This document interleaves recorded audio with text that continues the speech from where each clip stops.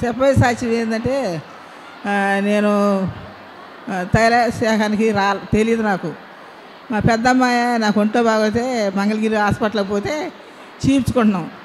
అయితే ఆడ మరి రిపోర్ట్లు మరి రేపు వస్తాయి రాయండి అంటే మేము ఇంటికి వచ్చినాం.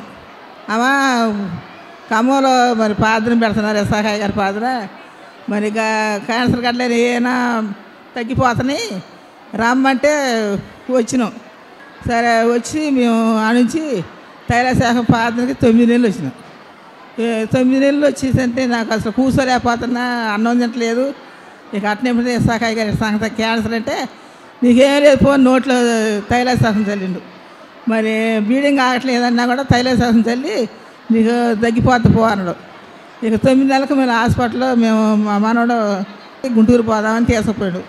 తీసుకుపోతే ఒక 4 క్రీములు పెట్టాక మళ్ళీ ఆపరేషన్ చేశారు.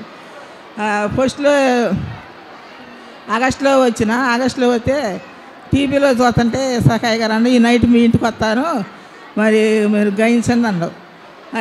వచ్చి ఆ నైటు నాకు దర్శనం ఏం చూపించింది దేవుడు.